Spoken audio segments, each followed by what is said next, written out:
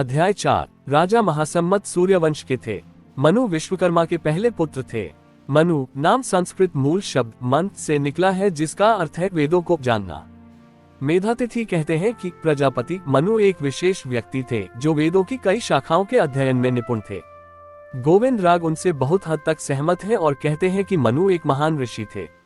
कुल्लू का भट्ट मनु को एक उच्च और अधिक उत्कृष्ट चरित्र प्रदान करते हैं। वे कहते हैं कि मनु परम सत्ता का एक प्रकटीकरण या अवतार थे। मनु को फिर से एक राजा के रूप में दर्शाया गया है, जिन्होंने अपनी विनम्रता से राजसी शक्ति प्राप्त की। यही वह चरित्र है जिसके द्वारा वे हमें ज्ञात हैं। वे राजा महासम्मत थे। उनसे राजाओं की सबसे प्रसिद्ध वंश सूर्य वंश का उदय हुआ। चोल और चालुक्य वंशों के शासक भी थे। वह विश्वकर्मा जाति के और सूर्य वंश के थे। महावंश के अनुसार हमारे सभी राजा विजय से लेकर महासेन तक इस मनु लोहार राजा, जो सूर्य वंश के थे, से अपनी उत्पत्ति प्राप्त करते हैं। लेकिन इन सभी राजाओं और सामंतों का महत्व उनके मनु के असीम परोपकार और आत्मा की अवर्णनीय दयालुता की महिमा के सामने फीका पड़ जाता है। हमारा मतलब है कि महान बुद्ध, जो एक शाक्य राजकुमार थे, सीधे मनु लोहार राजा के वंशज थे। हालांकि विश्वकर्मा के वंशजों ने आधुनिक गो ब्राह्मणों और गोवी की मशीनों षड्यंत्रों के कारण अपना स्थान खो दिया है, फिर भी वे भारत के कुछ हिस्सों और मद्रास और सीलोन में बहुत सम्मान रखते हैं। तिरुवन्नमलाई एक पवित्र तीर्थस्थल और महान पूजा स्थल है। वहाँ एक ब्राह्मण की मृत्यु पर किए जाने वाले सभी अनुष्ठान एक विश्वकर्मन के अपमान नीचे दिखाने में देखे जाते हैं। उत्तरी भारत के कुछ हिस्सों में वे अभी भी राजकुमारों के रूप में शासन कर रहे हैं। मद्रास और सीलोन में एक निम्न जाति के लोगों के रूप में उनके होने का रहस्य क्या है, जिनके पास समानता या श्रेष्ठता का दावा करने के लिए कोई स्पष्ट उपाधि नहीं है, जिसे बिगाड़ने के लिए वे संयुक्त हो गए हैं।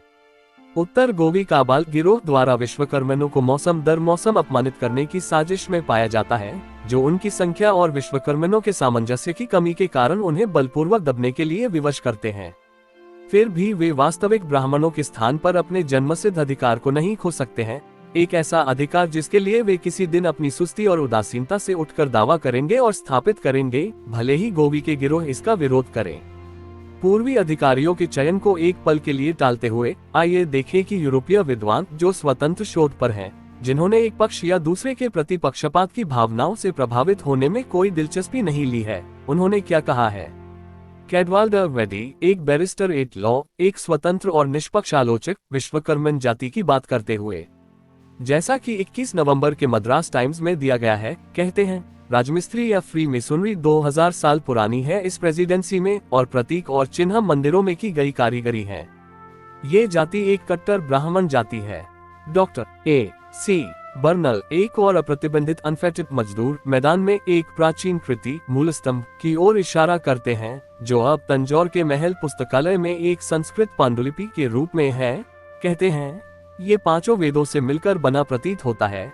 एक तरफ ईश्वरा और दूसरी तरफ षण्मुख के बीच पूर्ण रूप से रहस्यमय अर्थ है, जिसका उद्देश्य ये दिखाना है कि वास्तविक 5 वेद हैं, प्रत्येक 5 कारीगर वर्गों में से एक का, और यह कि ब्राह्मणवादी वेद वास्तविक वेद नहीं है।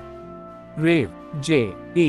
पैडफील्ड, एक और निष्पक्ष कार्यकर्ता, ईसाई कॉलेज पत्रिका, खंड 3, पृष्ठ 284 में लिखते हैं, निम्नलिखित पैराग्राफ का अनुसरण करते हुए, सुनार, जिनमें से कई अपने स्वयं के अनुष्ठान के साथ ईसाई धर्म में परिवर्तित हो गए हैं, बढ़ई, पीतल और तांबे में काम करने वाले, स्वयं को कारीगरों के 5 वर्गों में से मानते हैं, जो ब्राह्मणों के वर्ग के विपरीत हैं, जिनका वेदों में अपना हिस्सा है और अपना अनुष्ठान है।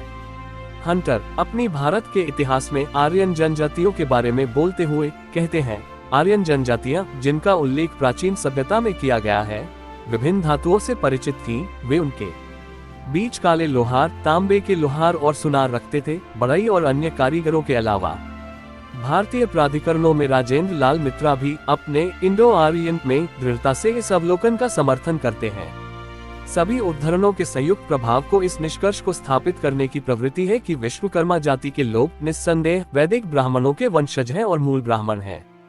यहाँ तक कि श्रीमतीमा के कुछ प्राधिकरण, जो स्वयं शुद्ध ब्राह्मण हैं, भी पवित्र शास्त्रों के महत्व को इस बात के प्रमाण के रूप में दर्शाते हैं कि विश्वकर्माओं के वंशज पर ब्राह्मणों का प्रहार बहुत आसानी से हिल सकता है, जो उनके वंशानुगत शत्रुओं, भारत के आधुनिक गो ब्राह्मणों और सीलोन की निराधार आपत्ति है। की जाति, जो लोहार थे और बाद में जिन्हें राजा महासम्मता के रूप में चुना गया, अब हर सोचने वाले व्यक्ति के लिए स्पष्ट होनी चाहिए। विश्वकर्मा के मुख से अवतरित वह विश्वकर्मा जाति के एक ब्राह्मण थे। इसके अलावा वह सूर्यवंश या सूर्यवंशा सौर वंश के थे और यह कि उनके वंशजों को अपने पूर्वज के वंश का अधिकार था। ये निम्नलिखित प्राचीन सिंगली कहावत से प्रमाणित होता है। सुड्डा सूर्य वंशा मनुकुला महंत गारु नवंदन नो मनु के वंशज महंते के शुद्ध सूर्यवंश नवंदन। विश्वकर्मा मीडिया चैनल को सब्सक्राइब करें, लाइक करें, शेयर करें और अगले चैप्टर का अपडेट पाने के लिए बेल आइकॉन को जरूर दबाएं और हमें सपोर्ट करने के लिए चैनल को ज्वाइन करें। नमो विश्वकर्मा ने।